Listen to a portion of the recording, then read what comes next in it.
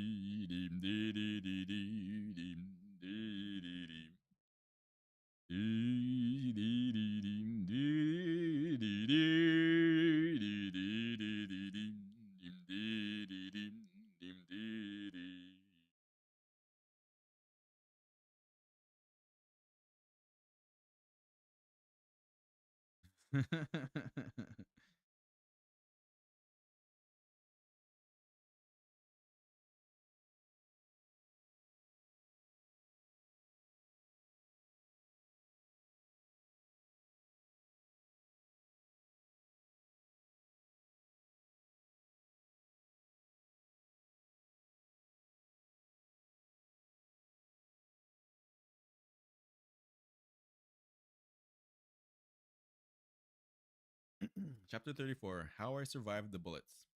I rushed out of the room. Cecile kept calling in order to stop me, but I was done listening, not because I was too angry, but because I did not want Cecile to once again lose everything dear to her because of me. And so I decided to go to the Trade Center alone. But as soon as I kept my first step out of the room, Cecile called from behind. You promised to always stick with me and trust me. I instantly stopped. My feet froze. At the very spot I said My feet froze at that very spot, and I said to her while turning, now I don't want to. My voice was filled with fear of losing her. I could show bravery in any war against anybody, but when it came to her, I wanted to be a coward. Still, it troubles me that you were almost dead years ago at the World Trade Center because of me, whereas the only person who should have died is me. Now Stephen is gone because of me, and you two were fighting for your life. It troubles me that I could dodge a dozen bullets fired upon me, but I could not save anybody dear to me. A smile wrapped Cecile's lips. Who said you dodged those bullets? My eyes became wide open. What do you mean? Have a look at your left knee and you'll see, she replied. I quickly folded my pants, and to my surprise, I found a scar on my left knee along with 3 stitches. My knee was mildly swollen. I could see in her eyes that she was enjoying seeing me this confused. Suddenly, I started feeling dizzy, so I quickly got up and ran to the bathroom to wash my face and try to calm my nerves. But my daily dose of surprises wasn't done yet. There on the floor of the bathroom was spilled blood, and in the center of the puddle of blood lay a blood-stained bullet. I naturally panicked. In my panic, my head started spinning, my legs began to tremble, and I fell on the ground. A few minutes later, when my head stopped spinning, I found myself standing on the roof of a truck, with a helicopter hovering above it. The same 2 masked men who attacked me and Cecile were standing in front of me at a distance of about 10 meters. I understood instantly that I was in the middle of a dream. I was really hoping that this time I would find the answers to all my questions that originated in my mind after the previous dream about that night's incidents. But most of all, what I wanted to know was the reason why not even one bullet of the dozens fired upon me was successful in even scratching me. Where will you run now, kid? Taunted one of the 2 men, pointing a finger on me, and then both of them started firing. Only now did I realize that this dream was different from the previous one. This time, the dream was from my own perspective, and not from the point of view of a third person. This time, I was not just a mere spectator watching the scene from the side. It felt as if I had gone back in time to experience those events once again. One after the other, they fired bullets at me, but I did not feel an ounce of fear, because now I knew none of them would hit me. But guess what? I was wrong again. What followed was much more shocking than what I had anticipated. A bullet came and hit me right in the right shoulder. Then a second one hit my left thigh, and a third in my belly. Another hit me in my right knee, and then another in my upper left arm. In a similar fashion, one after the other, every bullet was a bullseye and not a miss. But what surprised me more was that there was not even the slightest hint of pain when the bullet pierced my flesh. And even after taking so many hits, I was still standing. It was evident that neither the aim of the shooters was terrible, nor was I very lucky. Instead, last time when I saw the same dream, I had witnessed the whole event from far away and could not make out what really happened. And my previous conclusion turned out to be a mere misconception, and Cecile was right. Guess now I won't be needing the answer to the question about the reason behind those bullets missing their mark, because after all, it turns out even that question of mine was wrong, and the question should have been, how the hell was I still alive after taking a dozen bullets? And believe me, this question was much bigger than the previous one. Chapter 35: First Aid. As soon as I gained back my consciousness, I quickly picked up the bullet from the floor and ran out to show it to Cecile, only to find her laughing. It was evident that she was finding this extremely entertaining. I was about to show her the bullet when she pointed her finger at my right elbow.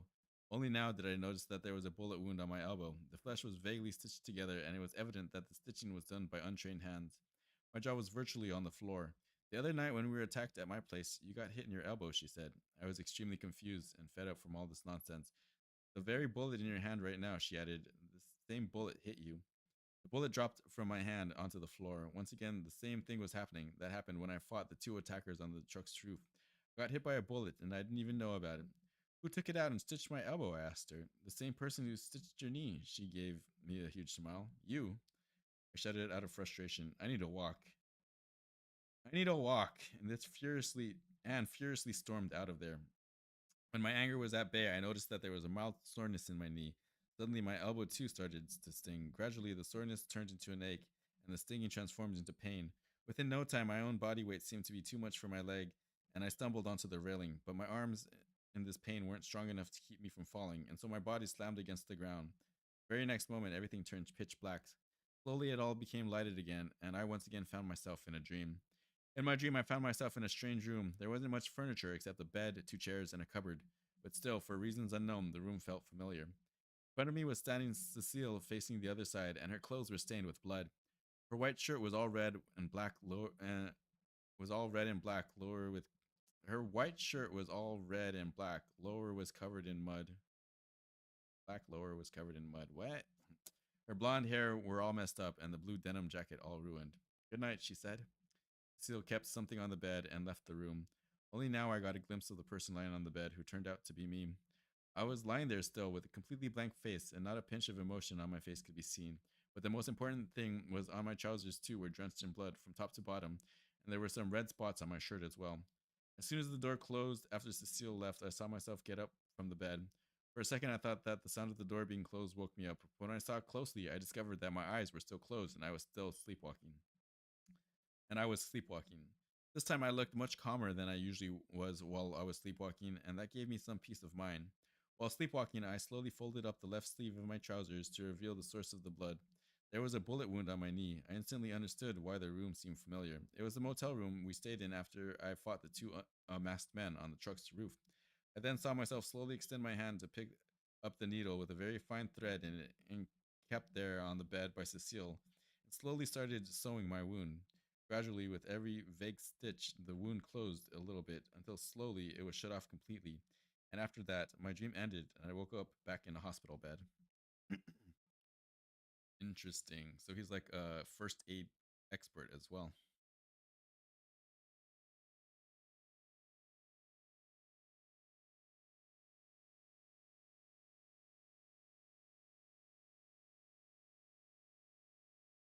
Chapter 36, The Mystery Behind the Mysteries. We're getting there. We're getting to mysteries behind mysteries, chat. Let's find out.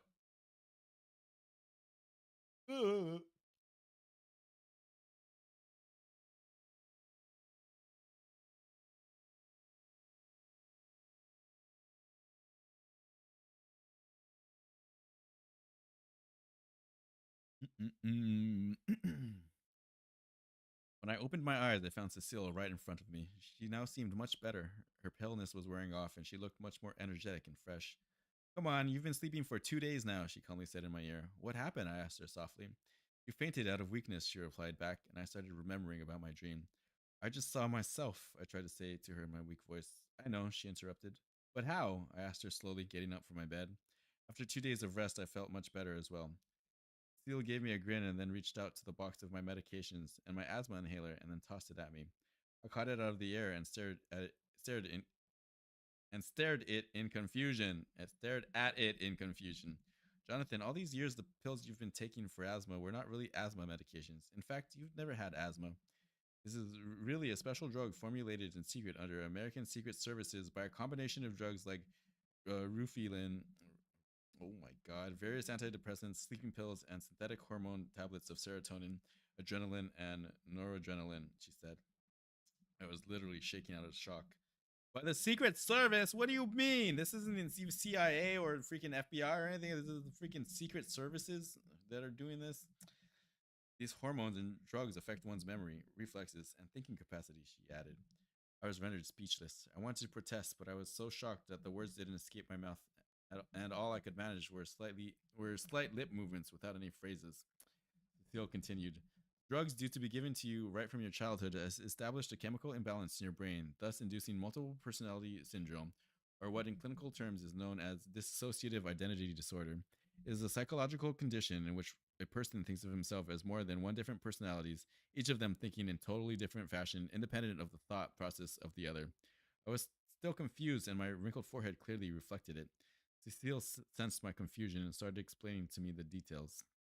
Jonathan, every human has his mind divided into three different parts: the consciousness, the unconscious, and the subconscious mind, each of them active under different situations and dominant under different states. Our unconscious mind is responsible for tasks that happen automatically without us even knowing about them, like digestion, blood circulation, and excretion, and it always acts in the same way. But the tricky part is the relation between the consciousness and subconscious mind. When we think, it's really our conscious mind thinking, and whatever we think and do while we are awake is by the action of our conscious mind, and during this time, our subconscious mind is passive in nature. Whatever we do under the influence of our conscious mind is according to our wish, and we remember those actions. And though unable to determine any of those actions, our subconscious mind is always aware of what our conscious mind is thinking or doing, but the same is not true vice versa. Thus, all our past experiences and memories automatically get passed onto our subconscious mind without us even knowing. But when we are asleep, our conscious mind goes in resting phases and our subconscious mind becomes more active. During this time, our subconscious mind protects our memories, nightmares, our deepest secrets, and desires in the form of dreams. If there is something troubling us, our subconscious mind will try to help us find a solution on the basis of our past experiences. Through these through these dreams and will help us find a solution on the basis of our past experiences through these dreams, and that is why I was able to predict what your dream would get to, would you get that is why I was able to predict what dream would you get, as I know all your past experiences and which fact about your past will trigger which memory of yours. Interesting. I mean, I guess she's just super analytical, right? I was absolutely stoned. I just closed my eyes and carefully tried to listen to Cecile. To try to and carefully tried to listen as Cecile carried on with her explanation. Antidepressants weaken one's memories in order to relieve him from tension and stress of his bad experiences of the past. On the other hand, Rufilin is a drug that weakens the control of one over his actions and thus doesn't even know what he is doing after he consumes Rufilin, nor does he remember anything that happened to him after he consumed Rufalin. Due to all these drugs being given to you continuously in the developing stages of your mind, together prevented your consciousness from accessing those old memories, thus making you impossible to remember any of the stuff that happened to you in your childhood until those memories were triggered by the letter of your parents. On the other hand, another drug, ecstasy, is known to develop a false sense of being in the subjects. It makes you experience things that you want to experience, hiding from the people all your life and running from one place to another often make you wonder how your life would have been if your parents had left you in an orphanage instead of in my father's care, and thus under its effect you developed all the false memories of your living life of your living at the orphanage since you were 3. And due to the lack of access to any of your real memories, your mind was tricked into believing that these false memories were real. So they gave him a bunch of ecstasy, and so he created this false reality that he lives in his own mind now. Wild, so wild. The conclusions that they're reaching. Every word felt like a cloth being rubbed against my heart that was so far covered with the dust of lies. Also, Jonathan, serotonin is the sleep hormone of our bodies. It helps our conscious mind to relax and therefore make our subconscious dominant and ultimately leads to dreams.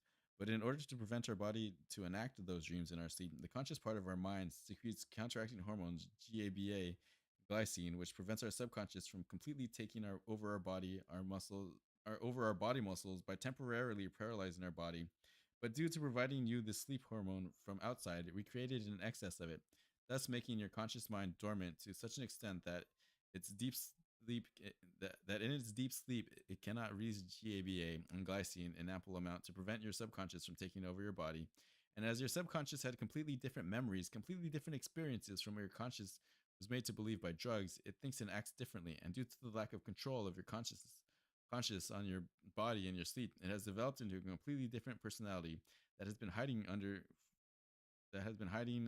from your conscious, and in your sleep it acts just like your conscious does in your daily life. And it is this alternate personality of mine that takes over me during my sleep and shows me my past memories in the form of dreams. And when I am sleepwalking, it is actually not me, but him, I interrupted. Seal nodded and added, not only during sleep, but sometimes when you experience extreme emotions like stress, anger, or fear, adrenaline and noradrenaline from your medication lead to higher blood circulation, which do make your reflexes faster, but simultaneously awaken your subconscious as well, thus awakening the alternate personality in your brain, your other self. So this is what happened while I fought the masked men after us at your mansion and on the roof of the truck. Yes, in such intense situations like those, our body naturally produces a lot of adrenaline and noradrenaline. But as these hormones were already in your system, an excess of both of these hormones was created in your body, thus triggering your subconscious and leading to blackouts and transfer of your body's control to the other side of your personality. But I managed from my shivering lips whatever revelations Cecile made my made left my brain addled with confusion and shock. Why didn't I realize I had wounds on my knee and my elbow before I, and how did this other personality learn to sew wounds with and fire bullets? Teal nodded like she was thinking whether to tell me or not. After a few seconds of wondering, she very politely spoke. He was trained to do this. What do you mean? I groaned out of frustration. You didn't know about the wounds because your subconscious was cloaking them from you, she elaborated with a lot of confidence. Jonathan, as I told you, this other personality of yours has completely different experiences, thinks independently, and is controlled by your subconscious mind, and as your conscious mind cannot access the memories of your subconscious mind, nothing that happened with you during your body was under your other personality's control. Nothing that happened with you during your body was under your this this really needs a bit more editing, chat, just so you know. Nothing that was happening that happened with you during your nothing that happened with you while your body was under your other personality's control will be known to your real personality, the one under control of your conscious mind, the one you are right now. In fact, your other personality, by creating hormone imbalance in your body, will try to hide everything it did and everything that happened with it while it was dominant in order to keep its existence hidden. Ecstasy and rufilin, the drugs that I told you promotes false sense of being and dulls one's senses, which were already present on your body due to the pills you have been taking all your life, Cecile firmly stated. Your subconscious mind used them to fool your conscious mind that there were no wounds. Also, painkillers help suppress the pain so that you didn't suspect that you were hit, continued with her explanation. Therefore, you didn't realize that you had bullet wounds before I told you about them. Felt like banging my head again in the wall. Saying that I was shocked seemed to be an understatement. Also, this other personality of yours learned to sew wounds and use guns for my father, she added. When your parents left you under my father's care, they had instructed him to train you in every form of martial arts, every first aid technique, and every way of decoding and hacking. They asked him to make you the perfect soldier, the perfect spy, and so he trained us both until the blast at the World Trade Center and our house, she told me. And I understood what my parents had meant when they told Stephen that there was something that I needed to learn from Robert before I could go and live with him. And then Uncle Robert sent me to live with Stephen. I spoke, still trying to think and analyze it all. Still gently nodded and said, yes, after the blast at our house, he sent you to live with Stephen. For 8 years, you stayed with him, and after that, on the September 11th, 2001, Stephen came over to my place and told me that you and my father went missing. And since then, I never found him.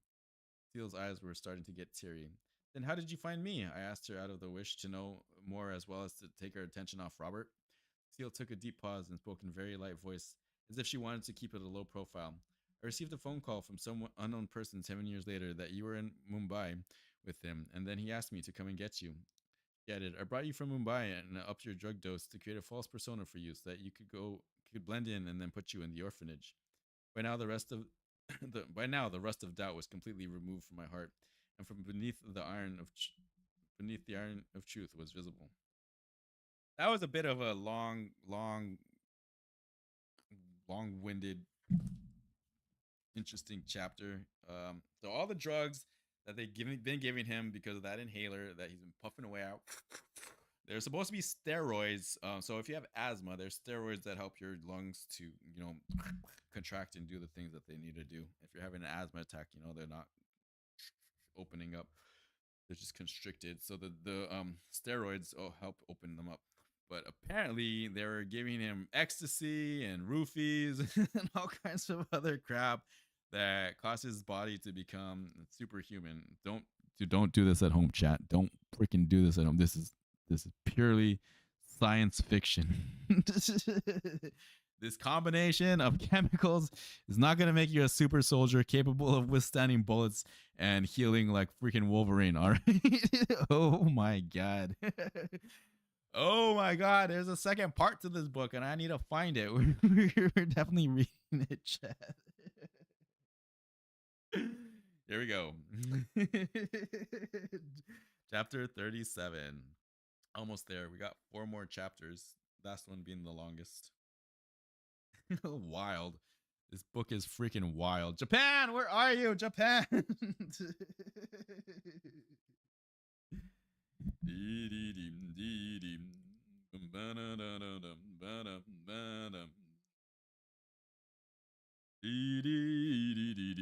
Oh, he.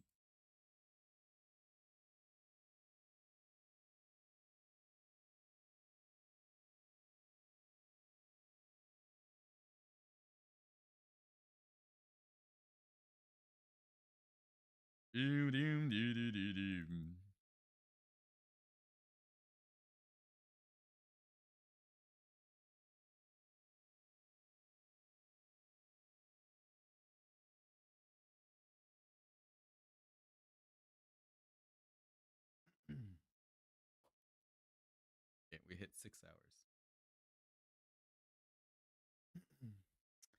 Almost there, chat. Almost there. We shall be ending soon. Don't worry. Do not. Chapter 37. The story unfolds. If it were me writing this, as you can see with my streams, usually I do the Winnie the Pooh style of it and be like, in which the story unfolds, in which we first aid, in which, as you can see my title here, in which we read The Last Pawn by Shubh Dhingra. I put Satyen. What the hell? Oh my god, I'm such an idiot. I can't even spell my own name.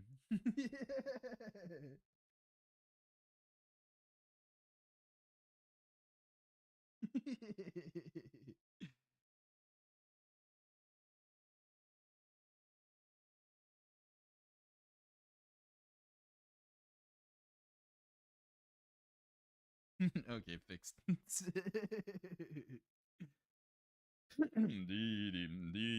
I was gonna say maybe I should make some more tea, but we're so close to the end now that no, fine.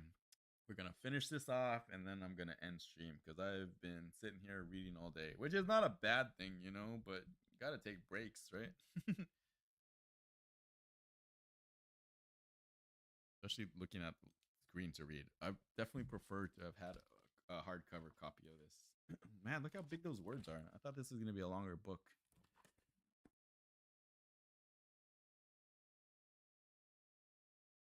Operation Neptune, June 6, 1944, just before dawn on the English Channel. June 6, 1944, the Nazis are terrorizing Europe. On their evil quest to conquer the world, the only way to stop them, the biggest, most top secret endeavor ever, with the Allied nations coming together to storm German occupied France. Welcome to D Day. D, a young US soldier, is on the boat racing towards the French coast, and D, along with his brothers in arms, is terrified. He feels the weight of World War II on his shoulders. But D is not alone. Behind enemy lines in France, a girl named Samira works as a spy trying to sabotage the German army. Meanwhile, Paratrooper James leaps from his plane to join a daring midnight raid. In the thick of battle, Henry, a medic, searches for lives to save. In a breathtaking race against time, they all must fight to complete their high stakes missions. But with betrayals and deadly risks at every turn, can the Allies do what it takes to win? Best-selling author Alan Greats weaves a stunning array of voices and stories into an epic action-packed tale about teamwork in the face of tyranny and how just one day can change the world. 4 men killed in a single blast, and with had gone their only heavy gun. James put a hand to the wall of the gatehouse and set in a silent prayer for the major. If day the practice jumps in England, the anti-aircraft fire over the channel, parachuting into France, British bombing, each of them had been real, frightening in their ways. The Major McLeod and others had been there a moment. Okay, so we're gonna do this one next.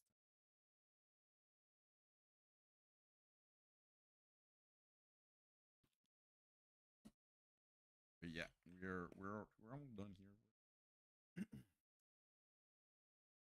Oh my god, just the oh my god though. It was all in the inhaler. The inhaler did this to him because they were drugging him up since he was a kid. Interesting, very interesting cocktail that they came up with. The writer in this one though, yeah. Chapter 37. The story unfolds. It was too much to absorb, and I needed some alone time. I got up. I'm just gonna take a walk. Cecile nodded. I slowly went out to catch some fresh air. For the rest of the day, I didn't talk to anybody else. I just wanted a few peaceful moments. That night, too, I had a short dream while sleeping. In the dream, I found myself in a grand hall. There was a chandelier hanging from the roof. The floor was made of wood, and the hall was very well furnished with a sofa and dining set. There was a staircase in the back of the hall. A sofa set was kept right in the center under the chandelier, and beside the sofa set was a leather armchair. A little boy about 10 years old was sitting on it reading a book. I could not see his face as it was hidden behind the book. Suddenly from the back came a known voice I was dying to hear. Master Blaze, there's a parcel for you. The little boy removed the book from his face. I immediately understood that the boy was me, and the man who called me was obviously Stephen. When I turned, I found him standing there in his usual uniform, but he looked much younger. His hair were darker and wrinkles lighter. He had a box wrapped tightly in brown paper in his hand. I cannot explain how much lighter it felt. I felt on seeing Stephen, even though I knew it was a dream. Stephen went forward and handed over the parcel to me. Come on, Master Blaze, let's open this together and see what is inside for you. The boy nodded, and with big, innocent, and mischievous smile on his face, nodded with a big, innocent, and mischievous smile on his face, and then immediately started tearing off the packaging like a wild animal, while Stephen quietly cherished seeing his child happy. When unwrapping was done, it was found that the parcel carried a red box. On seeing the red box, all of Stephen's smile disappeared. He snatched the box from my hands and immediately opened it. There inside the box was a tape recorder. Stephen's face twitched. I could see the tension in his eyes. He immediately pressed the play button and kept the tape recorder on the table in front. From the tape recorder came the recorded voice of a man. It's been a long time since I heard your voice or seen your face, but Jonathan, my child, I hope you can forgive me for abandoning you. Then there was silence everywhere. I could see my little self getting confused as well, and I started asking Stephen questions about that recording. Stephen, who is that man, and why is he apologizing to me? Stephen was sitting there quietly, ignoring the questions as if he had no answer to feed that to that innocent little boy that day, and today I can understand why. Suddenly, after a small pause, the voice from the tape recorder resumed, and the man's voice once again echoed through the room.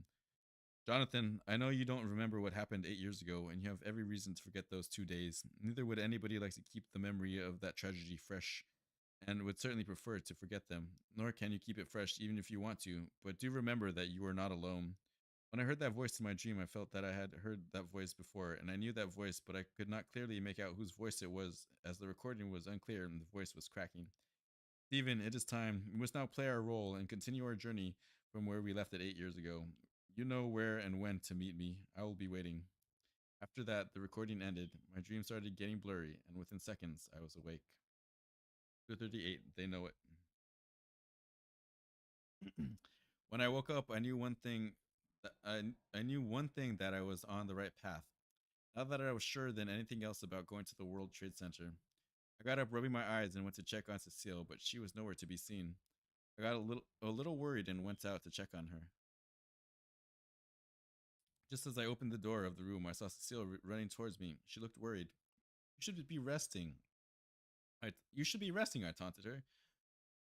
Jonathan, I was coming to you, she said, panting. We must hurry. I got a vibe from her that there was something that she wanted to tell me. What happened? I asked her. The World Trade Center, she said. She still seemed a little out of breath. They're going to blow it up. What do you mean? I asked, shell shocked. Do you remember where did we get the Jeep in which we came here? Chat. The editing. Do you remember where did we get the Jeep in which we came here?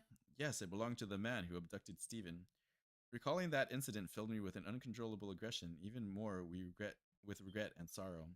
Today in the morning, somebody came to tell me that some weird phone rings were coming out of that Jeep, so I went there to check.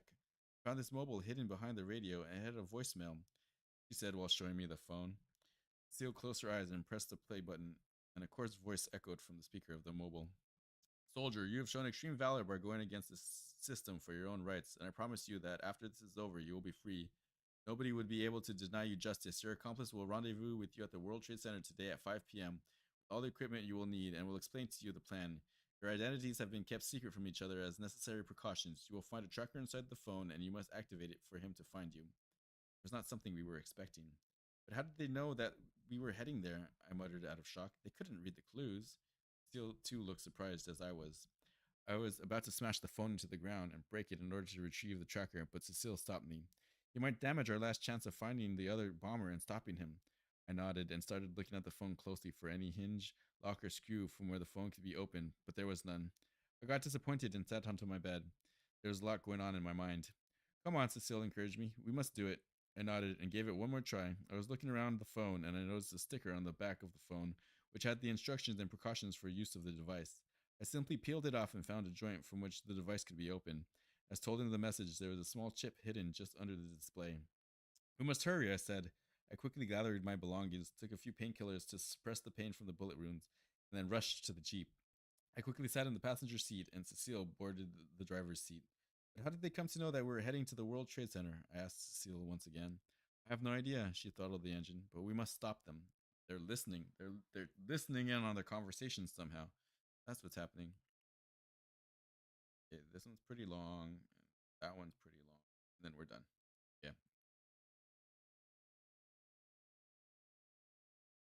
Here we are. We're reaching the climax of the story, everybody.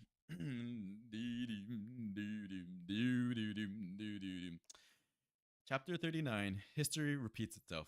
Chapter 39. In which history repeats itself.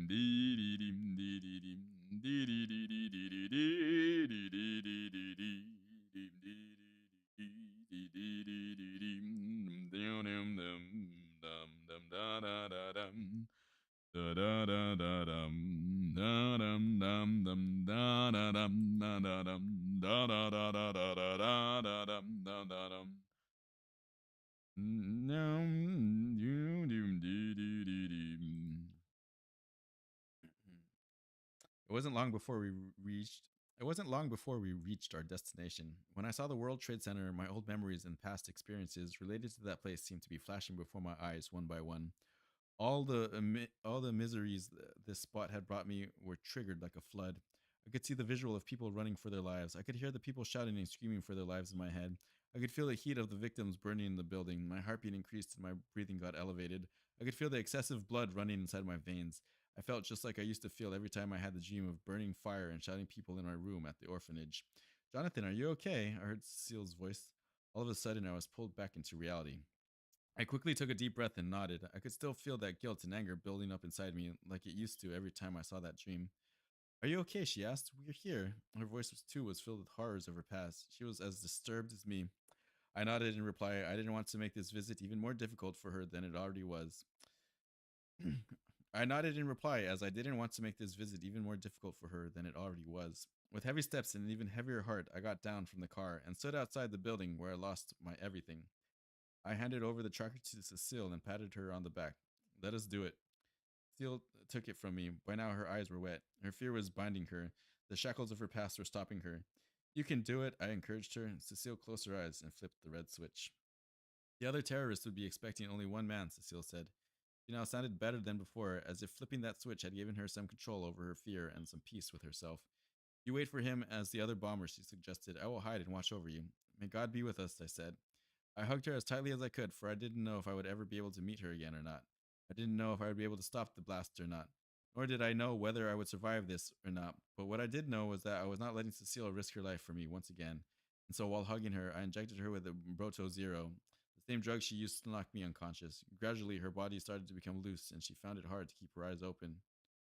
Why? She groaned in her partly unconscious state. Please forgive me for this. I can't put you in harm's way. An ambulance from the hospital will be here shortly to take you back. I gently made her sit on the seat of the Jeep. I just stood there quietly and watched her. I just wanted to paint a picture of her in my mind's eye. Deep inside, I knew I might never get a chance to see her again, and I was ready to make peace with it. If it meant she could see all her days, live a happy life, and grow old. Within moments, she got completely unconscious. Not a bad guy, Jonathan. Not a bad guy. Cecile, Cecile, you better live a happy life. Damn it. Who knows what's gonna happen? We're here at the end, but yeah, you tried, Jonathan. You did your best to keep her out of it. Good job. Just then, I saw an ambulance come rushing towards us. The ambulance stopped right behind, and the jeep and two ward boys came out. There's your patient, I told them. They simply nodded and gently lifted Cecile to take her to the ambulance. They were taking Cecile away when I asked them to stop. I ran towards her. Goodbye, Cecile, I said while kissing Cecile on her forehead, and then instructed the two ward boys to take her. They, with confused looks nodded and went back to work. As soon as they were gone, I started to walk towards the building to seek my answers, to seek my salvation. Once I entered the main building, a fear gripped me. On seeing so many people right in front of my eyes, I understood that there were thousands of people in the building who didn't even know what peril awaited them, and the fright of failing all those souls haunted me right to my core. I sat on a couch kept beside the wall in the central hall of the building and waited for the other guy to show up. All of a sudden, the tracker started vibrating and making beeping sounds. I started to desperately look for any suspects, but I couldn't find any. Just then, somebody's hand fell on my shoulder from behind. The bomb is in place and only a push away from getting triggered. When I turned, I saw a man with slightly dark complexion in a blue suit and black loafers. He had fully grown long beard covering his entire chin. As soon as he saw me, tension started to ail him. His forehead showed creases of worry. His face turned blank. All of a sudden, he started to run. I understood that my cover was blown and he had somehow recognized me. I was seeing my plan getting collapsed. I could not let them escape at any cost, for only he knew where the bomb was. I too ran behind him with a complete strength in my legs. He kept on running through the hall full of people, and I followed him. The other people too had started to notice us. He slammed against the door with his shoulder and ran out of the building while I was still far behind him. My legs were starting to give up, and my breathing was getting heavy, but I could not give up, and so I tried harder and harder. I saw him climb down a manhole right in front of the building. I too followed and found myself in the sewers. Dark black and greasy sewage water came up to my knees. Foul rotting smell filled the air, and breathing the toxic air felt like acid being put into my nostrils. I desperately looked around, but the other bomber was nowhere to be seen. I could not understand what to do when I heard the sound of splashing water being made by his walking in the sewage water. A gust of relief blew inside me, and I quickly ran towards the direction from where the sound came. A little ahead, I found a diversion in the sewer system, and I found him right there, standing in front of a pipe. On the pipe was kept the bomb. Mild beeping sounds could be heard coming from it, and it was evident that the bomb was on the pipe and it was now triggered. But the thing was that added to my worries was that this whole conspiracy was much bigger than I expected. For if that bomb went off, the blast could even make the complete building collapse. By now, the bomber had noticed me as well, and he tried to quickly draw his gun on me. But before he succeeded, I quickly ran toward him and gave him a hard push, making us both fall down. We both fought in the sewer water, landing punches on each other and struggling to get up while trying to stop the other from doing the same. The water was splashing all around us. Just then, he got a hold of an iron rod lying in the water and hit me with it on my head. Blood started to flow from my forehead and down my face and pour into the water. I started to feel dizzy. His subconscious is going to come and take over and do some ninjutsu stuffs. I started to feel dizzy. My head started to spin and vision got blurry. I could not make out my surroundings. Just then, a fierce cross from the right hit me in the face with another left hook in my gut and a jab in the chest. I fell down with both my hands tightly pressed against my belly. I lied there wailing out of pain for a minute. When my senses were fine, I noticed a gun pointing at me above my head. A lump formed in my throat. A hopelessness covered my mind, for I felt defeated. I could feel 1,000 depraved souls that had failed wooing me and sucking me dry of my courage and strength. I simply closed my eyes and remembered all my good memories. I visualized the faces of Cecile, Stephen, Robert, and my parents and apologized to them for letting them down. Just then, I heard the bullet being fired. An intense shiver ran throughout my body, but the next moment I discovered that the bullet didn't hit me. Instead, the gunman's shirt started to run red with blood. He evidently was struggling to keep his eyes open. Gradually, it got hard for him to stay on his feet, and he fell onto me, covering my hands and clothes in his blood. For a moment, I was stunned at what happened. I rigorously looked around me for any weapon that I might have used to kill him, under the influence of my other self, but didn't find any, which made me sure that it was not me. Just then, I noticed Cecile standing in front of me with a gun in her hand. Next time, before you decide to leave me behind, she said with a lot of attitude, remember this. Sure will, I said with a lot of relief. Okay, so somehow she overcame the drugging and is here now. Oh, these guys, superhumans, they're all superhumans. All of a sudden, the beeping from the bomb got louder, and that didn't seem to be good news at all. My moment of relief was over. Now Cecile and I had another problem at hand. You must defuse it, she said. We don't have time. But how? I could feel the pressure cause rumbling in my stomach. Have faith in yourself, she spoke. You were trained for it. Man, yeah, he's like this ultimate super spy. She came forth and stared into my eyes and was trying to say something. I understood what it was. Tears originated from the eyes of both of us, for we both knew what this moment of crisis could mean. We both weren't blind to the fact that this could be the last time we were together, and now our fates too were tied with all the innocent people in the building. Cecile held my chin with her palms and gave me a kiss on the lips. The memory of the sensation from the previous kiss filled my veins. I felt rejuvenated. But she was unconscious. What do you mean? Oh my god. Just be one with yourself, she said with her cracking voice. Don't be afraid of your true self and let yourself loose. Let it control you. I showed no reaction in turn. With heavy steps, I advanced towards the bomb, for no matter what happened, I wanted to get the burden off my shoulders. But as soon as I saw this ticking time, but as soon as I saw the ticking bomb, I became nervous. A web of dozen wires of various colors seemed to have been knitted around a big rectangular timer that showed only a little over a minute left before the bomb went off, and I did not have the slightest idea of what to do. Sweat started to accumulate in the creases of worry on my forehead. I tried to close my eyes and concentrate, but nothing happened. As Cecile had told my conscious, as Cecile had told my conscious was now blocking my as Cecile had told, my conscious was now blocking my subconscious and was keeping a check on my other self. I knew that I needed some force strong enough to bring it into action, but no matter how much I tried, I could not find one single way of doing so. My hands were trembling, and tension seemed to be having an inverse relation with the time bomb before the bomb exploded. I looked back at Cecile. She was chewing her nails. The worry on her innocent face pricked me. I had lost all hope and now wanted just to see her as much as I could before dying when I felt a nasty sensation in my head, as if somebody had just pinched my brain. After that, I heard a voice in my head. Hold the red wire tightly and then cut the orange wire. I took a deep breath. I could not think of any word for expressing my happiness. I quickly did as told. I removed the green wire from the timer. I inhaled and removed the green wire. Instantly, the beeping sound halted. The timer too stopped with 32 seconds left. I wiped the sweat off my forehead and leaned back against the sewer's wall. Cecile stared at me in confusion. I passed her the good news through a gesture by showing her my thumb. Her tense expression faded away, and a big smile found its way onto her pretty face. We must have lost so much along the way, yet we have so much left. The voice of Benjamin once again echoed in my head. And that is what we must preserve. It was clear he was referring to Cecile. Yes, we will, I said to myself in an almost inaudible tone. Cecile ran towards me and helped me up. Tears of joy filled her eyes. You did it, she cried. We did it, I corrected. Then let us go and finish it once and for all, she exclaimed with joy. Let's find the secret that we came here for. I nodded with a big smile on my face and then, with Cecile's help, limped towards the manhole from where I entered the sewer. As soon as I saw the World Trade Center, I remembered the quote from the paper from the chest I found at Cecile's place. You know, others cannot know. What others know, you must know. What you see, others cannot see. What others see, you too shall see. I knew that the answer lied in those sentences, but it didn't make any sense whatsoever. Just then, I once again heard Benjamin talk to me. Uncle Robert had hidden something at the place where the shadow of the World Trade Center pointed at the time of the 9/11 catastrophe. It all made sense now. It was Uncle Robert who had sent me the tape asking me to meet him, but coincidentally, the attack happened and we could not meet, so he did this. Jonathan, Cecile brought Jonathan, Cecile brought me out of my stance. What is it? I quickly regained my concentration and from my pocket pulled out the letter from my parents. In the letter, the time of the catastrophe of 9/11 was mentioned to be 8:37 a.m. What is the time now? I inquired. Cecile quickly read the time from her wristwatch and declared 8:27 a.m. We only have 10 minutes left, I said while sprinting away. We must hurry. Chapter 40. Phone call. Chapter 40. In which phone call? Yeah, I like seeing it. Luckily, we located the right spot in time. It was in the middle of the playground. Nobody could be seen in the playground except half a dozen people sitting on the green grass of the wooden benches. Flowers and trees and bushes made the place look lively and beautiful. All we had to do now was wait until 8:37 a.m. to locate the exact position of the treasure that Uncle Robert had hidden for us to find.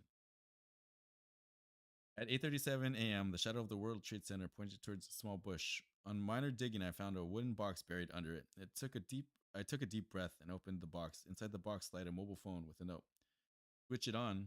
What is this for? Cecile inquired. I placed my hand on her cheek. I think your father is alive, I said while trying to see her expression of joy, spreading their color all over her face. Maybe he just left behind this mobile for us to find so he could contact us. Suddenly, a phone call on the mobile intercepted my attention. I crossed my fingers and pressed the answer button. As soon as I placed the phone on my ear, the person on the other side said in his very coarse voice, "The orphanage where you live." He took a small pause. "Meet me there." And then he disconnected the call. Who was it? Cecile asked excitedly. Was it my father? I had no answer to feed her. I didn't want to shatter her hopes. Seeing my reluctance, her excitement too melted away. I don't know for sure, I said, feeling disheartened, but it didn't seem like him. Oh, Cecile said in a squeaky voice. I could still see the spark of hope in her eyes, a spark I very well recognized. Came all the way here to find the answers about my parents, and she had done so much to help me do so. Now I had to do the same for her. He asked us to meet him at the orphanage, I told her, trying to raise her hopes, and we were going to find out who he is. She held herself together and nodded in agreement. All right, chat, we're here. Longest chapter yet.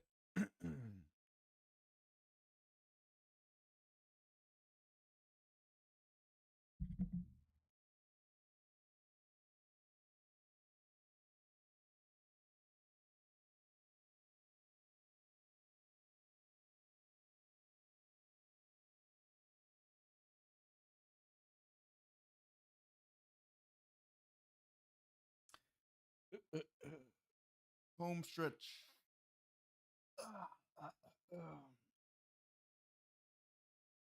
This book is freaking wild, honestly. So many crazy things happening.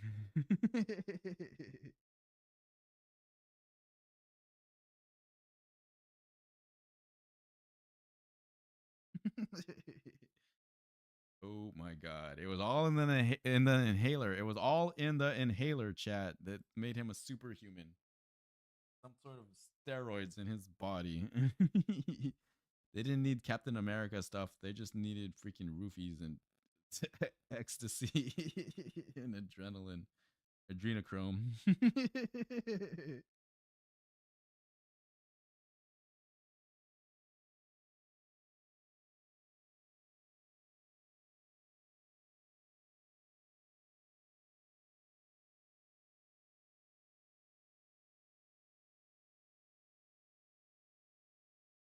Wild, freaking wild.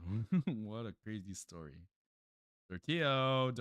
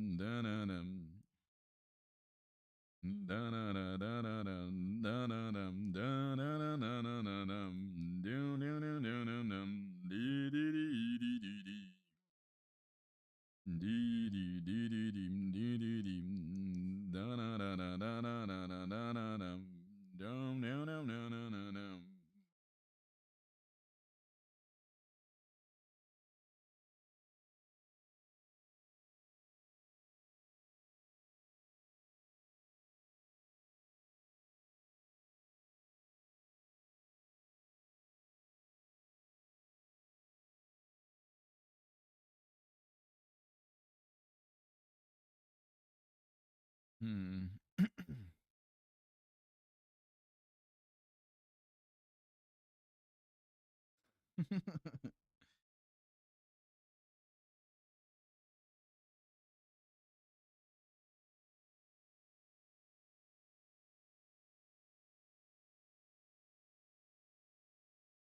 All right, chat, let's go. Last chapter. Saved up our last little bit of tea for this. Ready. Ready, brother. Let's go. No, brother. Good freaking close.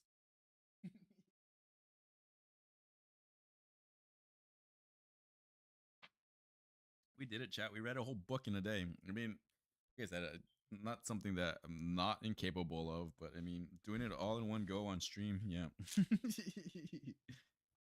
New experience. Chapter 41, The Broken Links.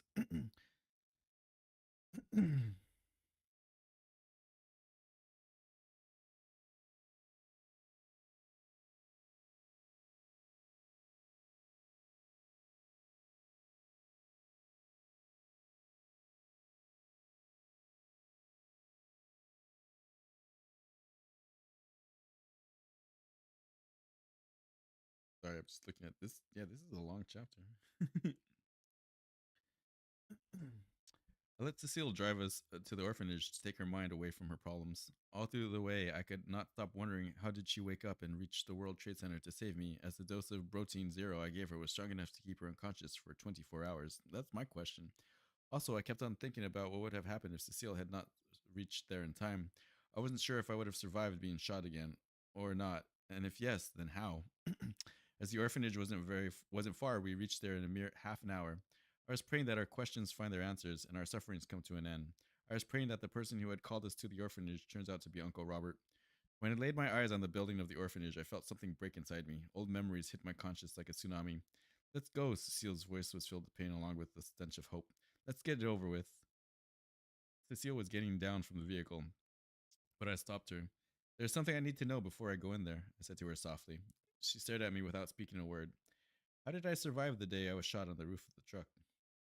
Cecile didn't reply. There was an awkward silence. Cecile suddenly, from her backpack, produced a small packet with some rusty iron pellets.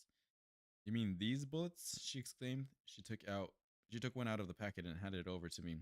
When I held it in my own hands, I realized that it was extremely light, as if it was almost hollow. The bullets that hit you were fake, she enunciated, nothing more. My guts rumbled with all its potential. I had no idea how to respond. Once again, I experienced the same feeling of not knowing anything about myself. I felt like an ignorant infant. While sending me to fight the two attackers on the truck's roof, you told me that the attackers won't be able to harm me, I said. You knew the bullets were fake, didn't you? Yes, I received a phone call before we started for Brazil, she said. On the phone, a man informed me that the people who attacked us at the school knew that we were going to Brazil and were planning to attack us on the way, but to ensure our safety, he had switched their bullets with fake ones. Seal interrupted my train of thought. Though I do not have any idea why he helped us. So this guy is working for the other side, but he's over there sabotaging them. This, oh my god, the twists and turns. And here we are at the last chapter, and it's still this Uncle Robert guy. Oh my god, what? He switched out their bullets? This is wild. This is a wild story.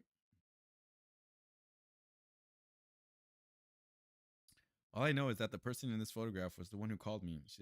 She added, handing me a photograph. The photograph was of some man roughly my age, though he looked quite tough and rugged for his age. He had long hair falling upon his forehead, light beard covered his cheeks, and a goatee rested on his chin. His skin was white as snow. Who is he? Cecile shrugged her shoulders. I have no idea. She pointed at the photograph and said, but what I know is that this same person also helped us once before. He was the one who called me and informed me that you were in Mumbai. I had a gut feeling that something huge was underway, something even bigger than what Cecile and I could imagine. So she's just flying from Mumbai to New York, driving down to Brazil. Man, these guys are rich. Just then, the phone from Uncle Robert that we found started to ring. Cecile and I stared at each other. She gestured me to answer the call. I nodded and pressed the answer button. From the other side, the same voice spoke. There's not much time. I'm waiting for you inside. Before I could ask anything, he hung up. Let us go, Cecile said, reading my facial expressions. I shook my head in agreement, held Cecile's hand, and we both started to walk towards the building entrance. As soon as we entered the building, I found everything to be exactly the way it used to be. The furniture was all in the same place as before. The only thing that seemed different about the place was that the orphanage was empty. Nobody could be seen anywhere. Old memories flooded my mind, but now that I knew they were false, it felt odd and gave it the sensation of emptiness. All of a sudden, there was a single beep in the phone. When I checked, I found a text that said, "Come to your old room." It was the last place I wanted to be as it was the last place I wanted to be, as for me, it was a symbol of all the lies I had been living. Cecile gently placed her palm on my back in order to encourage me to do what was necessary. With a lot of unsurety about what waited for us there, we both reached my room. As soon as I saw the door to my old room, my body froze. I felt a sensation to run away and never return, but I controlled myself for Cecile's sake. As soon as I took my first step inside the room, I heard the same man's voice who was calling us. Welcome, Jonathan Blaze. I quickly relocated my attention and quickly glanced all around the room to get a peek of the speaker when he once again said, You're wasting your time looking for me.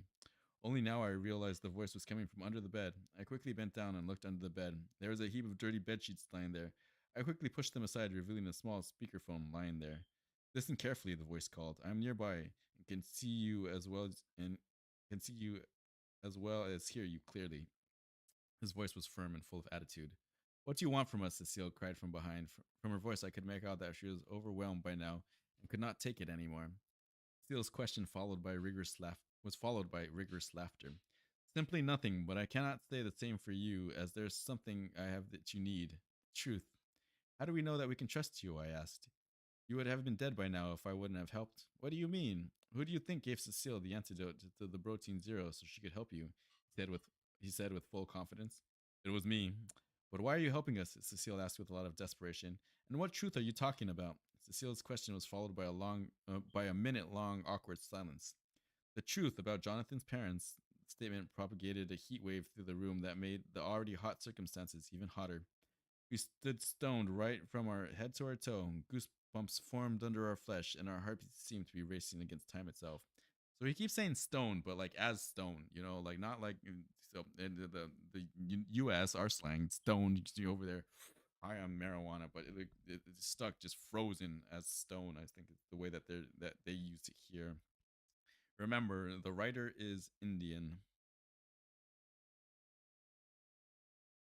Goosebumps formed under our flesh, and our heartbeats seemed to be racing against time itself. Jonathan, I know what the people after you want from you, and from where you get the dreams about your parents, he added. I can tell you why the bullets they hit you with were fake. My throat went dry out of thirst for answers, and finally the water of truth seemed to be right in front of me. How did you know the bullets were fake? I desperately waited for a reply, but there was an immense silence for the next minute. Every second felt like an eternity. My forehead was wet with sweat. All of a sudden, he broke the silence. I know that the bullets were fake because it was I who switched the real ones with them. Both mine and Cecile's jaws were down on the floor. So it was you who did it. You informed me about Jonathan's location in Mumbai, Cecile said. Indeed, but how did you manage to do it? She questioned. How did you switch the bullets? For an outsider, it might be a difficult task, he stated, but I am one of them. I could feel my jaw getting heavier and the goosebumps under my skin changed to huge lumps. Then why are you helping us? Cecile asked him. Because Robert asked me to. At the first mention of Uncle Robert, Cecile broke into tears. I understood that she was thinking the same thing I was thinking, that Uncle Robert was in some massive trouble, and that this is why he had asked this guy for help. He was supposed to contact me on this phone he left for me to find, I stated. What happened to him? In the top drawer by your bed, I kept some newspapers, he said in a firm tone. Have a look. I got confused for a minute and didn't even have the slightest idea how to respond. Cecile, on the other hand, was getting curious about her father's fate, and so she slowly advanced to the chest of drawers and opened the drawer as instructed. She gently lifted and unfolded all the newspaper one by one, placed them on the bed to reveal a bunch of random articles about various terrorist attacks all over the world in the last 2 decades. One depicted the terrifying attack on the 9th September 2001 at the World Trade Center. Another showed a still from a horrifying event of Mumbai attack of 26 November 2008, where 5 terrorists opened fire on innocent people on the roads and railway stations of the city, and then breached into two of the biggest hotels in the city, Hotel Taj Mahal Palace and Hotel Oberoi, and held everybody hostage for 5 days before the local police could safely rescue them. The third newspaper reported bombings in London, while a fourth stated about similar attacks in Paris. It all felt senseless and took me nowhere close to my answers. What are you trying to tell us? Nothing more than the truth, he replied. Do you think that all these attacks were random events? I got a gut feeling that I did not want to hear what he was about to tell me. Have you ever wondered why all these terrifying incidents ever happened in the first place? Have you ever wondered what the plotters behind these attacks, the schemers behind this urban warfare wanted? He enunciated with a lot of confidence and attitude. And most of all, why these plotters chose that specific time, that specific date, and that specific place for their attacks. By now, he had succeeded to awaken my curiosity. I took a quick glimpse at Cecile's face, and she too looked equally curious. Well, what does it have to do with us? Cecile broke the silence. No, it doesn't, he said with a lot of attitude. Not with both of you. Say clearly what you want to say, Cecile said. Her voice was cracking under the misery of the mystery behind her father's disappearance. Every single one of these catastrophic incidents wasn't a casual coincidence, but a planned chain of events with a pattern. Both Cecile and I had our foreheads creased, our brows raised, and our cheeks tightened out of confusion. What pattern? I questioned in a frustrated tone, but Cecile and I were drooling for the reply. Both Cecile and I were drooling for the reply, but none came. Do not play with us, Cecile added to the frustration. Filled question. Do not play with us, Cecile added to the frustration filled question I asked, and then she broke into tears. Cecile's wails were filled with so much agony that they left me wondering how could anybody bear so much pain? How could she still be fighting and not break? How could her spirit still have this much fire? It seemed that Cecile's cries got to the man on the phone as well, because he finally replied, Cecile, the only thing I cannot bear now is you crying. Jonathan, you were the reason, the pattern behind those attacks, he said. Those bombings happened because of you. There seemed to have occurred a landslide beneath my feet. What do you mean? Cecile asked. How was Jonathan responsible for these attacks? She asked for an explanation while picking up one of the newspapers scattered on the bed. Be clear. In the lowermost drawer, I have kept some photographs. Have a look, he stated. As soon as the instruction fell on our earlobes, Cecile wiped her tears and with brisk steps rushed to the chest of drawers.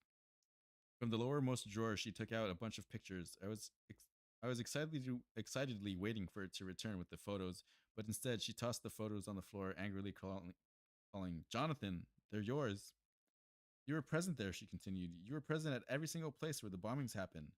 My brows knitted together in surprise. I quickly picked up one of the photographs from the floor and took a quick look.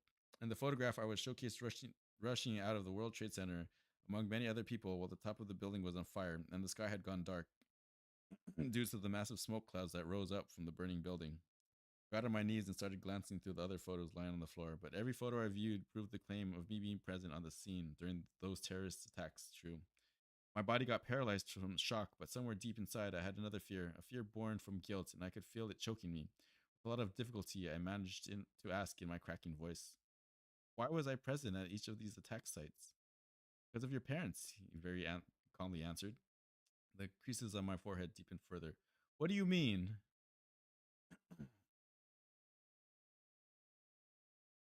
Your parents were known social workers who worked for the United Nations, he started to explain.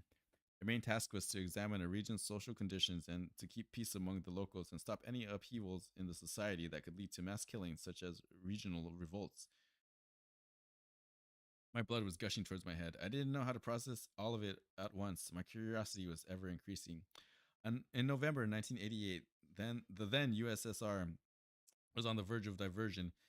And so, due to growing tensions in the area, your parents were stationed in Moscow to help the local authorities in keeping law and order by assisting them in winning over the people.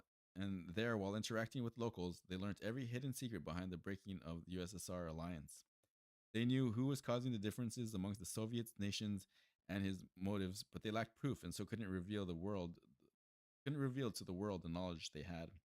While I listened to what this man had to tell, I could feel my pulse getting stronger and my teeth clattering. What did they know? I interrogated in a fierce tone. Who caused Soviets the diversification and why? I do not know, he replied, trying to sound truthful. Nobody does. All I know is that his true intentions were big, he continued, something that would affect the whole world at a level even the two world wars didn't. The people behind this conspiracy came to know about your parents, and their lives were in immense danger, so they had to leave behind clues for someone to discover their secret and bring it to the front of the world before it was too late. He added in a voice full of firmness. I had once understood where he was going. Me? I interrupted. Yes, he said in agreement.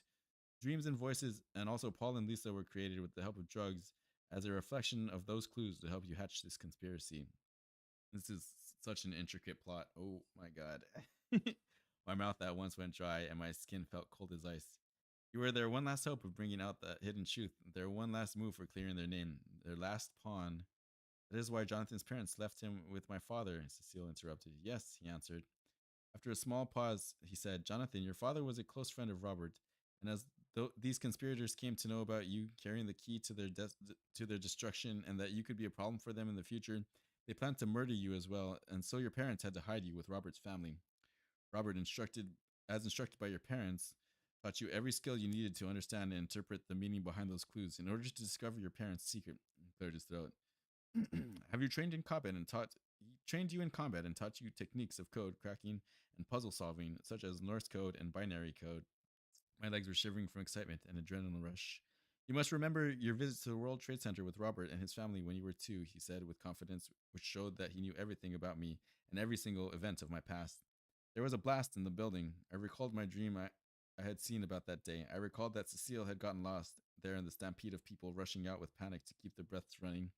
I quickly turned to Cecile and found that the horrors that had made place in her mind that day found their way back on her face. Her lips were shivering, and the fear was making her take deep breaths. And the explosion at Robert's house the very next day, he added. Yes, well, your enemies had found you, so when Robert took you to the World Trade Center, they, in order to kill you, planted a bomb in the building. But we escaped, Cecile stated. Yes, and that is why they once again attempted to kill Jonathan by blowing up your house. You mean the explosion at Uncle Robert's place? Precisely, Jonathan. He sounded so sure that, though I didn't want to believe any of it, I couldn't doubt it either. Cecile, as you know, at the time of the explosion, your father had gone out for some important work, and only you, along with your mother and Jonathan, were present at your home. And so it was a perfect opportunity for them to kill Jonathan. But your mother somehow came to know that there was going to be an attack, so she sent you two away. But how did she know about the attack? I broke in. The secret went to her grave with her.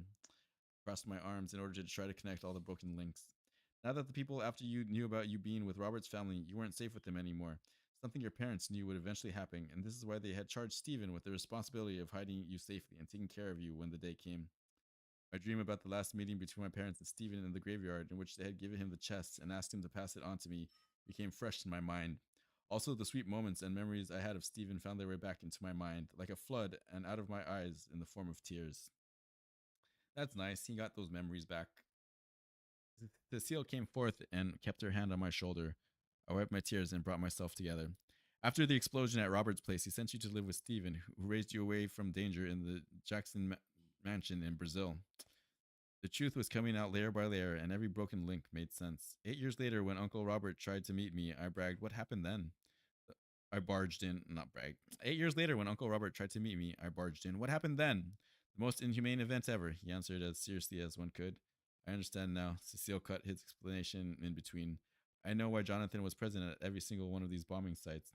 At the World Trade Center, when we were 2, at our home the next day, 9/11, Mumbai, the attacks of 26/11, 11/26, and then all of these other places around the world," she said, pointing towards the photographs on the floor. "Yes, you got it right," the man spoke on the speakerphone again. "That is the reason why Jonathan's meeting with Robert was not successful that day." Conversation went over my head. I felt left out. "What are you talking about?" I tried to barge in. "What was the reason?" "That catastrophe of 9 September 2001 at the World Trade Center." "What do you mean?" I shouted. "Every single one of these terrorist attacks," Celine interrupted. Cecile interrupted. "They were an attempt to assassinate you." What the heck? The words hit my head like rocks. I wasn't sure what to speak now. Shock and fear and guilt came like a storm in my head. "The news that Robert was trying to meet you reached your enemies, and they planned the whole attack, this time on a scale much larger than their previous attempt in 1993. And in order to ensure that you got safely out, Robert surrendered himself to them to draw their attention away from you. But before they caught him, he managed to send me a message asking me for help," he added. "He told me the location of the transmitter from which to contact you once you found the receiver he hid for you to find. That day, you got separated from Stephen. Neither Cecile nor me have any idea where you went and how you managed to stay hidden from us and your enemies," he explained. "Though I do know this, there were some sightings of yours with another man, first in Oklahoma, then London, Paris, Munich, Berlin, Delhi, and Sydney. You two kept on running from one place to another in order to avoid getting found." "Another man?" I inquired. "Who?" "I have no idea, Jonathan," he answered very politely. Okay, so see, this Jonathan is not even capitalized. This is a lowercase j. Seems like as we get further and further along in the book, a lot more typos and things start popping up here.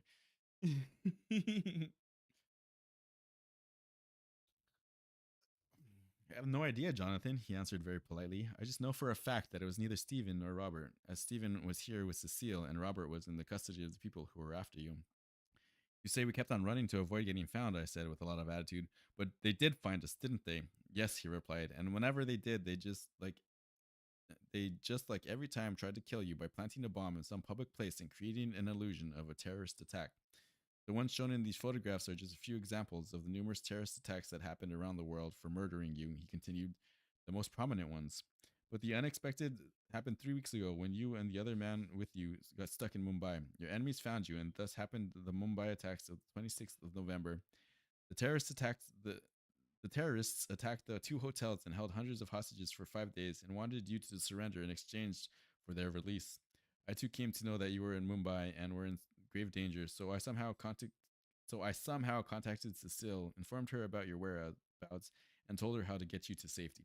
All right, that's flimsy writing right there. So I somehow contacted Cecile and informed her about your whereabouts and told her how to get you to safety. Of course, Cecile stepped forward. Somehow, magically, some way, did it. And then, as you instructed me, I gave Jonathan the drugs to create his false persona and hid him in the orphanage. And there's a lot of things happening here at the end of this book, man. So intriguing. But how did you come to know I was in Mumbai? Didn't I already tell you that, Jonathan? He tried to sound cynical. I'm a member of the organization that wants you dead, the one that implemented all those terrorist attacks. So when they knew where to attack you, I knew where to find you. Now I too was able to link the rest of my dreams and incidents to create patterns. I get it, I confidently declared. You all had to keep me hidden until my 18th birthday when I was scheduled to receive the letter from my parents that was supposed to retrigger the clues which my parents had left me in forms of dreams to hatch the plot of the conspirators. So complex. You all had to keep me hidden until my 18th birthday when I was scheduled to receive the letter from my parents that was supposed to retrigger the clues which my parents had left me in form of dreams to hatch the plot of the conspirators. Exactly. What all happened after all that is very well known to you. Felt like my ledger was dripping red with the blood of thousands of innocent people. Their depraved souls seemed to be wooing in my ears. I could feel the pain that they felt in the last moments and the agony of all the children who lost their mothers and fathers, all the brothers and sisters who lost their siblings, and all the mothers and fathers who had lost their sons and daughters due to me. I could very well feel the weight of the curses. I could very well feel the weight of the curses originated from the miseries of all those who had lost their everything just because I didn't lose my life. Why didn't they simply kill me? The burden on my soul seemed to be weighing me down. A big round drop of tear formed in my eye and slowly rolled down my cheek and fell onto the floor. Their enemy, their enmity was with me. Then why did they drag all these good people into our personal war? My voice came out louder and clearer than ever before. I felt as if something new was born inside me, like a part of me was asleep all this time. That was asleep all this time suddenly woke up. I could feel the blood in my veins boil from the need for justice for those victims. They couldn't, the voice from the speaker broke the silence. Simply killing you would have raised too many questions. What do you mean? They would have killed you without portraying their attempt as a terrorist attempt. The police would have investigated the matter, and they could have got an idea about the whole conspiracy going on as till date your the whole conspiracy going on as till date your parents' disappearance is still a mystery. Okay, this is just all kinds of bad. There's no exclamation marks over here. So he says, "What do you mean?" But this is supposed to be the man on the phone replying, but they didn't put it in any sort of quotations. If they would have killed you without portraying their attempt as a terrorist attempt, the police would have investigated the matter, and they could have got an idea about the whole conspiracy going on as till date your parents' disappearance is still a mystery. So it would be about the whole conspiracy going on as to this day your parents' disappearance is still a mystery. And killing me would have shown the pattern and proved that my parents' disappearance wasn't just a coincidence. Yes, it would have proved your parents' so far unproven claim about the conspiracy behind the splitting of the Soviet Union, and who would have put up those conspirators and their plan at high risk. Thus, they masked their attempts of killing you in the form of terrorist attacks, causing mass genocide in order to avoid attracting any attention. I felt the fire burning inside me getting hotter. The rage seemed to be making my blood more and more red. Who are these people? How can somebody be so inhumane? My fists were clenched tightly as I waited for an answer, but even after a minute, none came. Speak! I shouted with anger. Suddenly, I heard the sound of footsteps of somebody climbing the stairs. Al Qaeda, Lakshar, Taliban, Osama bin Laden, all are different names they used to perform their cruel deeds. But the real name of the organization behind you is the Zephyr. I heard the same voice from behind, only much clearer. When I turned, I found the same man whose photograph Cecile showed me standing there. He had exactly the same beard and hair in the photograph and looked much more mature and muscular in real life. His posture was perfectly straight and his personality looked like that of a military man. This is all I know, he declared calmly. The rest you must discover yourself through the clues and dreams in your head, and I will help you do so. But why are you helping us? I asked firmly. Because I need you to do for me what I just did for you, to help me find my path. What do you mean? I was just like you. I, just like you, know nothing about my past. I don't know how the people at Zephyr found me, neither do I know how I became a part of their organization. I have no memories at all, and Robert told me that you and only you can help me discover my past. But how? I inquired. My voice was reeking with doubt and confusion. Jonathan, this war since when it began has been reduced to a game. A mind game where you can either win or lose. A game your parents began 19 years ago and bet their everything on it. And when they seem to have lost, they sacrificed everything and to get you inside the enemy's defense so that you could bring them back in the game. You were their last pawn, and that's why Robert believed in you. And seeing how far you have come, I do too.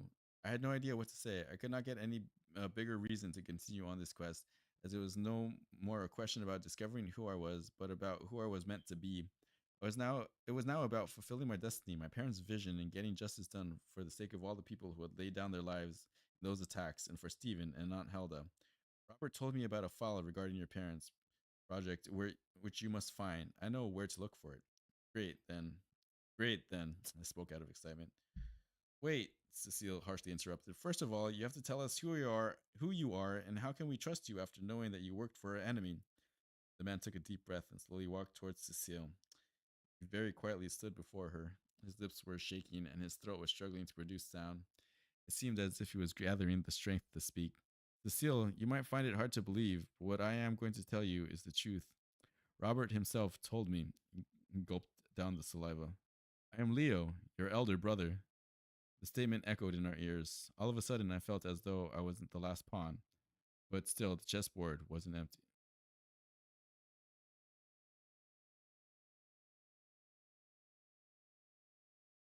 The statement echoed in our ears. All of a sudden, I felt as if though I was the last pawn, but the chessboard wasn't empty. So that's why the next one, the rook's move. Okay, the end. Chapter, book one of the War Games saga. I'm confused. I'm thoroughly fucking confused. So this boy, Jonathan, was secretly trained, was drugged by this. So he's traveling around the world, running away from these terrorists because he's the one who's supposed to take down the terrorist organization. And they're not just gonna kill him because if they just kill him, then they would have to investigate the parents' disappearance, which maybe they're not dead. Possibly, we only know that they were tortured. There's a good chance that they're dead, but he only has the visions of them being tortured and not necessarily their death. So they could still be out there somewhere in the world. But so if they were to investigate the disappearance of the parents, then they would uncover this entire plot across the world. Terrorist, Al Qaeda. Oh my God, this is a wild story, guys. But we're done with it for now. I suppose we shall be doing a Rook's move if I can find it. Let's look it up really quick. I wasn't able to find anything about the War Games series, so but I didn't notice that last page here that actually listed the title of the book.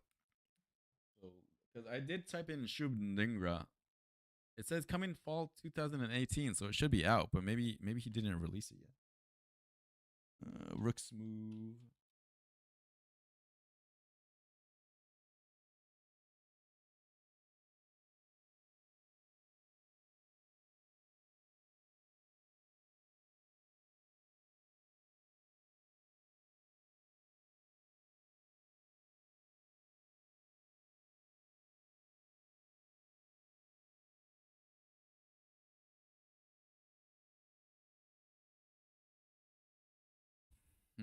Yeah, it doesn't seem like he released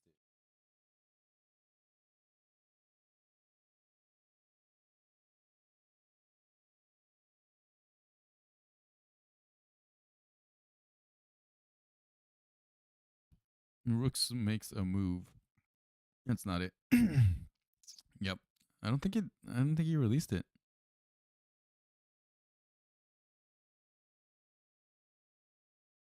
Maybe he will someday, but yeah, it doesn't seem like it exists, honestly.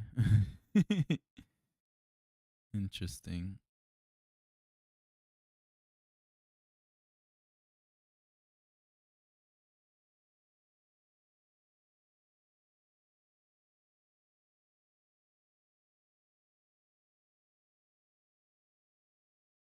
I mean, maybe it was just too hard to follow these plot threads. Maybe who knows?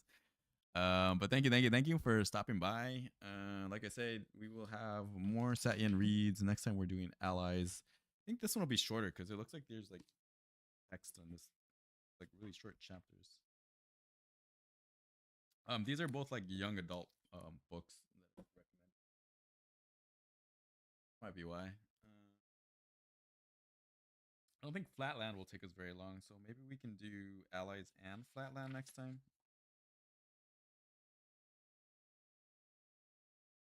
We may even be doing some of these books in like actual parts, you know, like stream part 1, stream part 2. Was glad that we were able to get this one done all in one go though.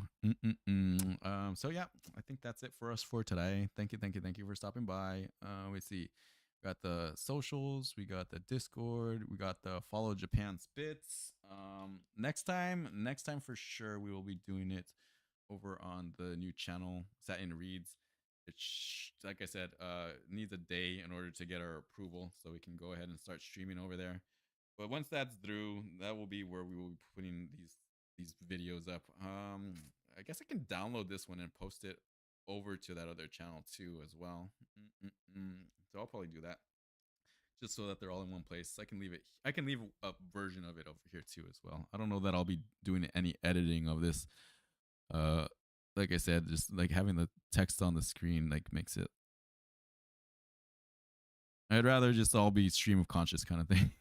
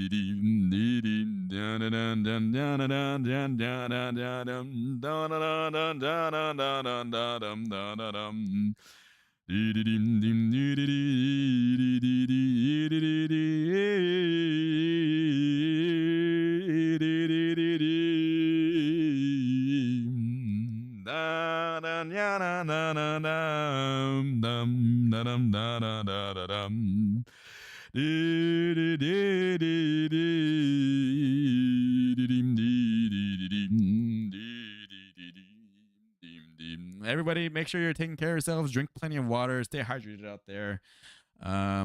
Go get some air. Play some Monster Hunter Wilds. Damn it, it's such a good game. It's so good. Gravity Rush 2. Go play it too. Go for a climb. Have some tea. Enjoy your day. Go look at the stars, and we will see you next time with something else. I'm glad we're branching out over here. Maybe we'll do like a karaoke stream one of these days or something. I mean, I'm always singing, but maybe we'll just do like one dedicated to like singing. Who knows? See you later, everybody. Bye, bye, bye, bye, meow, meow, meow, meow, meow, meow. Bum, bum. Thank you again, Dortio, for the recommendation. Oh, well, actually, last things last. That story got freaking wild. It got so wild at the end. I have no idea. It was the drug cocktails that caused you to become a super soldier, which are like readily available things that you can just make, you know, like probably tomorrow. This guy having multiple personalities that they created them inside this poor kid. They did this to him. They did it to him. It was always them the whole time, his parents.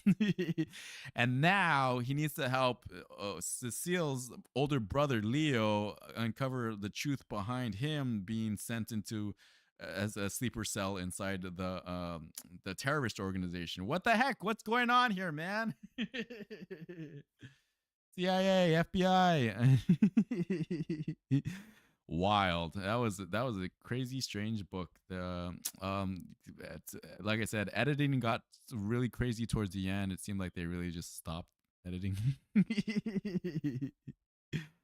But yeah, pretty intriguing overall. Suspended a lot of disbelief over there, but yeah, we made it through. Worth a read. I mean, I'll give it a 3. I'll give it a 3 out of 5, right? It wasn't terrible, but I mean, did it change my world? Only because now I'm even more confused. So confused. And there's no sequel yet. I hope he releases it. I really hope that he releases it so we can come and do it over here. But 3 out of 10. It's a good read. It's interesting ideas, you know. I'm trying to be nice though, because Dortio said it was a really good book.